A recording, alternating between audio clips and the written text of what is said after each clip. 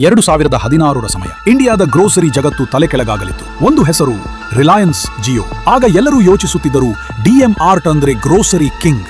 ಆದರೆ ನಿಜವಾಗಿದ್ದು ಬೇರೆ. ಡಿಮಾರ್ಟ್ ಬಳಿ 415 ಸ್ಟೋರ್ಸ್ ಇದ್ದಾಗ ಕೆಲವೇ ವರ್ಷಗಳಲ್ಲಿ ಜಿಯೋ ಹಚ್ಚಿಕೊಂಡಿತ್ತು 2500ಕ್ಕೂ ಹೆಚ್ಚು. ಇಲ್ಲಿ ಇಂಟ್ರೆಸ್ಟಿಂಗ್ ವಿಷಯ ಏನಂದ್ರೆ ರಿಲಯನ್ಸ್ ಈ ಸಾಮ್ರಾಜ್ಯವನ್ನು ನಿರ್ಮಿಸಲಿಲ್ಲ, ಅದು ಖರೀದಿಸಿತು ಮತ್ತು ಹಿಡಿದಿಟ್ಟುಕೊಂಡಿತು. ನಿನಗೆ ನೆನಪಿದೆಯಾ ಬಿಗ್ ಬಜಾರ್? ಅಮೆಜಾನ್ ಹಣ ಹೂಡಿತ್ತು, ಕೋವಿಡ್ ಬಂತು, ಕಂಪನಿ ಮುಳುಗಿತು. ಆಗ ರಿಲಯನ್ಸ್ ನೇರವಾಗಿ 24,000 ಕೋಟಿ ರೂಪಾಯಿ ಹೂಡಿ ಟೇಕ್ ಓವರ್ ಮಾಡಿತು. ಕೋರ್ಟ್ನಲ್ಲಿ ಅಮೆಜಾನ್ ವಿರುದ್ಧ ರಿಲಯನ್ಸ್ ಜೋರಾಗಿ ಅಪ್ಪಳಿಸಿತು. ಆದರೆ ಜಿಯೋ ನೇರವಾಗಿ ಸ್ಟೋರ್ಗಳ ತಾಳೆ ತೆರೆದು ಕೆಲಸ ಶುರು ಮಾಡಿತು. ಅದೇ ರಿಲಯನ್ಸ್ ಸ್ಟೈಲ್. ಹೊಸ ಮಾರುಕಟ್ಟೆ ಸೃಷ್ಟಿಸೋದು ಅಲ್ಲ, ಇರುವ ಮಾರುಕಟ್ಟೆ ಮುರಿದು ಕಬಳಿಸುವುದು. ಮೊದಲು ಅವರು ಸಿಮ್ ಕಾರ್ಡ್ಗಳಲ್ಲಿ ಅದೇ ಮಾಡಿದ್ದಾರೆ.